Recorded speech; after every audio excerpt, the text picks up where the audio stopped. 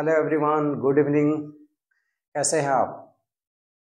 मैं उमा शंकर बैठा पुनः आपके सामने उपस्थित हूँ। आज लेकर के जीवनी, जो नाम आपने ऑलरेडी यहाँ पे देखा है, जो सच्चिदानंद हीरानंद वत्स्यायन अज्ञेय। तो आप इस जीवनी को दो भागों में पढ़ सकते हैं और दोनों भाग को मैंने अटैच कर दिया है, जिसमें class 10th, Bihar board class 10th और क्लास 12th, ये दोनों में आपको पढ़ना है।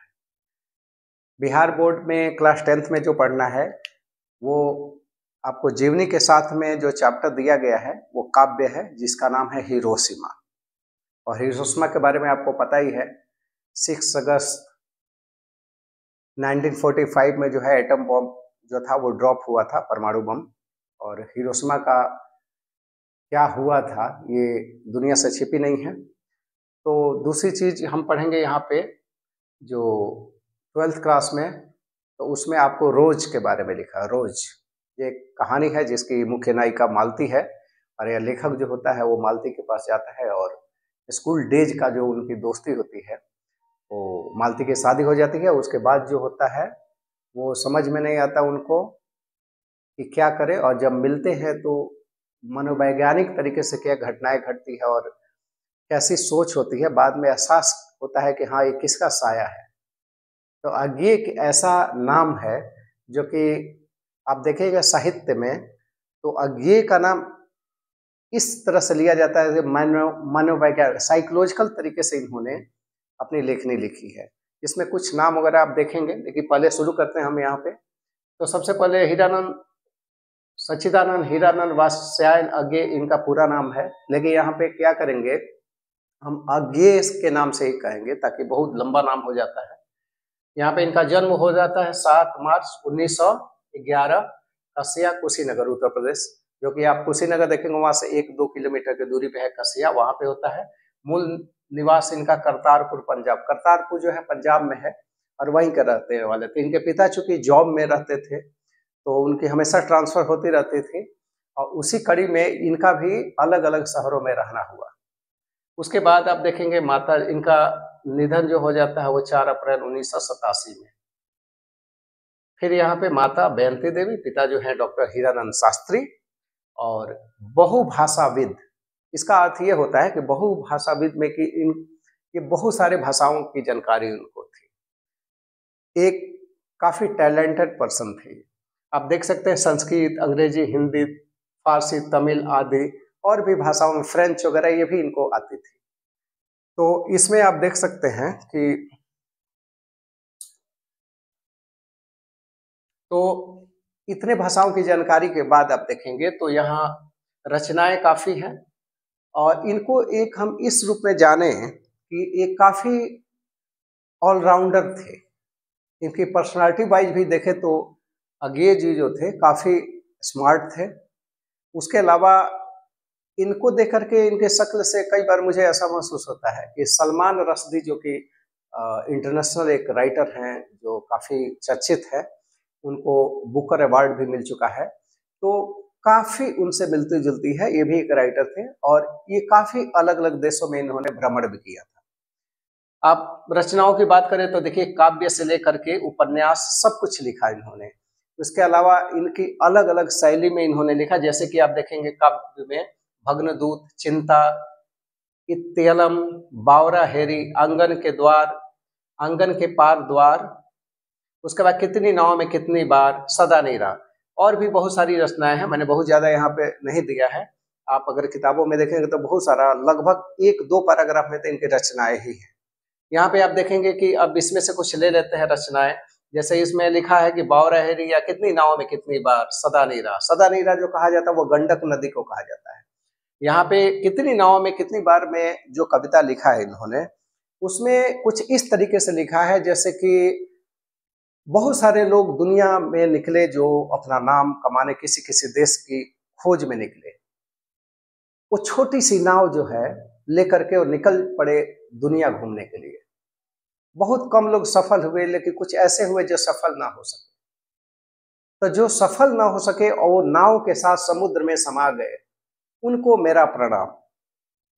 तो कितनी नावों में कितनी बार लोग निकले, लेकिन कभी उनमें इतनी ताकत न रही कि वो पहुंच सके। कुछ जैसे वास्को डिगामा का नाम आप ले सकते हैं, जो भारत की खोज किए। उसके अलावा कोलंबस जो इंडिया खोजने के लिए निकले थे, लेकिन वो निकल के चले गए उत्तर अमेरिका की खोज कर दिया।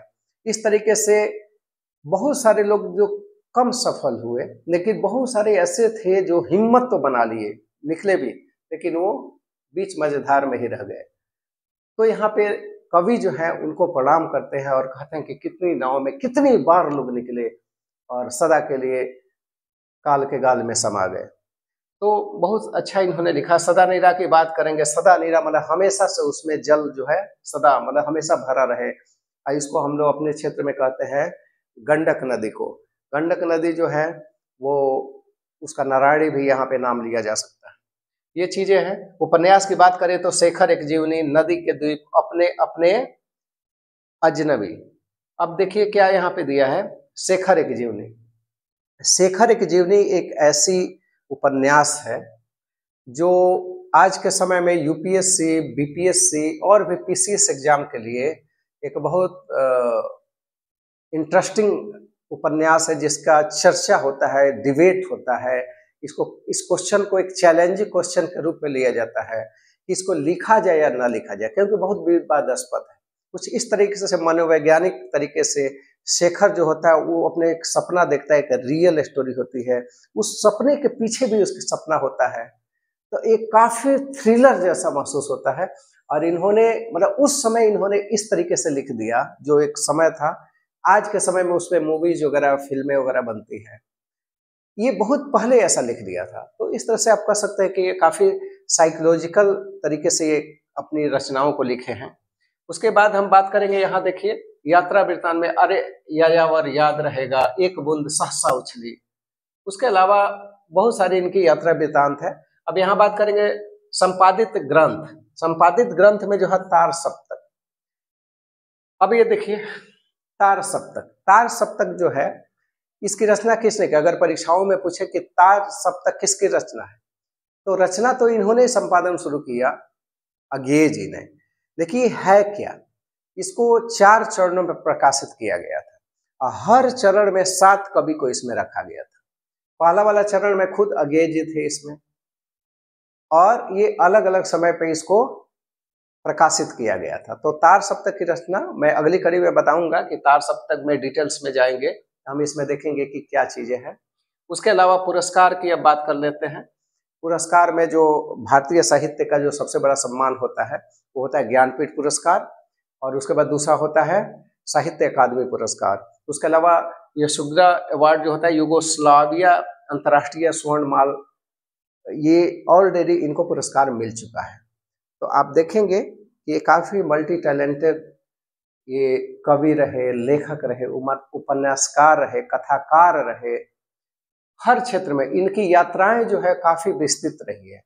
यात्राओं में हम बात करें तो लगभग अलग अलग देशों में ये भ्रमण कर चुके हैं।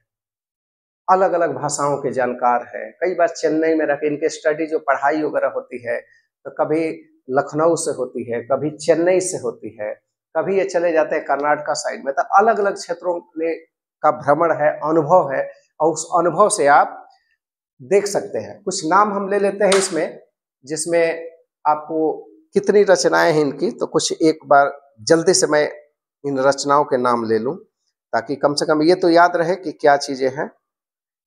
तो इन रचनाओं में आप देख लीजिए। बहुत सारी रचनाएं, सब कुछ याद नहीं रखा जा सकता है, इसको देख के मैं पढ़ देता हूं। तो देखिए इसमें लिखा है कि ये प्रमुख कवि, कथाकार, विचारक, पत्रकार, ये सब कुछ थे। कथाकार, कवि, विचारक, पत्रकार। उसके अलावा आप देखें उनकी कृतियां जो है वो काव्य में सब कुछ है, जैसे भग्नोदय चिंता, ये मैंने ऑलरेडी बता दिया यहाँ पे। उसके अलावा कहानी संग्रह विपथगा, उसके बाद जयदोल, ये तेरे प्रतिरूप, छोड़ा हुआ रास्ता, लौटती पगडंडिया आदि। उपन्यास जो है वो ऑलरेडी मैंने यहाँ पे बता दिया है कि शेखर एक जीवनी। उसके बाद नदी के द्वीप, अपने अपने अजनबी। यात्रा साहित्य में देखिए अरे यायावर याद रहेगा, एक बूंद सहसा उछली। उसके बाद यहाँ पे आप देखेंगे कि निबंध भी लिखा, त्रिशंकु आप आत्मनेपद, अद्यतन भवंती, अंतरा, सरस्वती आदि। और नाटक में इन्होंने उत्तर प्रियदर्शी लिखा। फिर यहाँ पे लिखा है कि संपादित ग्रंथ जो तार सप्तक, दूसरा सप्तक, तीसरा सप्तक, चौथा सप्तक, जो मैंने ऑलरेडी बता दिया है कि 4 सप्तक इन्होंने शुरू किए। उसके बाद पुष्करणी, रूपम्बरा आदि। अज्ञे ने अंग्रेजी में भी मौलिक रचनाएं की और अनेक ग्रंथों के अनुवाद भी किए। वे देश विदेश के अनेक विश्वविद्यालयों में विजिटिंग प्रोफेसर। विजिटिंग प्रोफेसर क्या होता है? जैसे कि कई बार डॉक्टर्स होते हैं तो कंसल्टेंट होते हैं, अलग अलग हॉस्पिटल में अलग अलग समय पे जाके वो अपना सेवा देते हैं, उसके लिए उनको पारिश्रमिक मिलती है। यहाँ पे विजिटिंग प्रोफेसर का भी लगभग वही रूप है। एक टैलेंटेड लोग होते हैं तो सेमिनार्स होती है, अलग अलग यूनिवर्सिटी जो होती है वो आपको बुलाती है और वहाँ पे आपको लेक्चर के लिए बुलाती है। तो आपका कुछ समय होता है, आप अलग अलग यूनिवर्सिटी में जा सकते हैं, उसी को विजिटिंग प्रोफेसर भी कहा जाता है। और वहाँ एक काफ़ी सभा होती है, वहाँ पे आप देखेंगे तो आप अपना स्पीच देते हैं, काफ़ी लोगों को लाभान्वित करते हैं। तो ये सब भी किया उन्होंने, अनुवाद भी किए काफ़ी। उसके बाद वे देश विदेश का अनेक विश्वविद्यालय में गए। वह साहित्य अकादमी, ज्ञानपुर सुग्रा, यानी ये युगोस्लाविया, ये सब कुछ उनको मिल चुका है। 4 अप्रैल 1987 में इनका निधन हो जाता है। तो ये सब उनकी रचनाएं थी।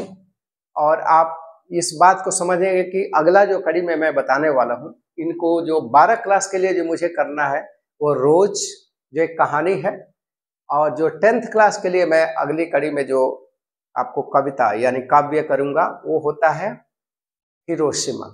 हिरोशिमा के बारे में आपको थोड़ा सा मैं जिक्र कर दूं, क्योंकि मैं 10th क्लास के लिए स्पेशली पहले ये क्लास लूंगा, उसके बाद 12th का मैं रोज कहानी पे चर्चा करूंगा। अभी हिरोशिमा के बारे में आपको तो पता होगा कि उस समय का 6 अगस्त 1945 हिरोशिमा पे एटम बम गिराया गया था, जो कि अमेरिका द्वारा। उसके पहले जापान ने जो है वो पर्ल हार्बर पे वहां पे बमबारी की थी, उसका बदला जो था वो अमेरिका ने लिया था। और द्वितीय विश्व युद्ध उसके बाद समाप्त हो गया था। 1942 से शुरू हुआ था और 1945 में एटम बम गिरने के साथ ही सब कुछ खत्म हो गया था। 6 अगस्त को गिराया जाता है बम हिरोशिमा पे। 9 अगस्त को गिराया जाता है नागासाकी, जापान का दूसरा शहर। जो पहला बम गिराया गया था, इसके बारे में मैं अगले कड़ी में चर्चा करूंगा, लेकिन थोड़ा सा मैं बता देता हूँ। पहला जो बम गिराया गया था उसका नाम था लिटिल बॉय। दूसरा जो बम गिराया गया था उसका नाम था फैटमैन। और उसके बाद जो जापान की तबाही होती है, हृदय विदारक घटना, जो क्या बच्चे, क्या बूढ़े, क्या इंसान, लाखों लोग मारे जाते हैं, वहां पे जलवामय हो जाता है, सब कुछ ऐसा उथल पुथल होता है, जापान को निकलने में वर्षों लग जाते हैं। वहां का अभी आपको हाल ही में एक संगठन था जो हिंदाक्यो एक संगठन है, जिसको अभी शांति का नोबेल पुरस्कार मिला है। उस हिंदाक्यो संगठन का ये काम था कि घूम घूम के पूरी दुनिया में वो ये बताता था कि हमें कभी भी इस तरह के खतरनाक रासायनिक न्यूक्लियर बमों का, नाभिकीय बमों का प्रयोग नहीं करना चाहिए। आप देखिए कि उसका क्या दुर्दशा हुआ, कितना विध्वंस हुआ। इसलिए ये संगठन को शांति के क्षेत्र में इस साल का नोबेल पुरस्कार दिया गया था। तो सोचिए कितनी बड़ी त्रासदी हो गई थी हमारे यहाँ। हमारा देश कोई भी हो, हमारे यहाँ भोपाल में भी तो हुआ, क्या हुआ, गैस त्रासदी। देखिए जापान की हम बात कर रहे थे, हिरोशिमा। तो कविता के कड़ी में हम देखेंगे कि आखिर उस दिन ऐसा क्या हुआ कि पूरा शहर ही खत्म होने को था।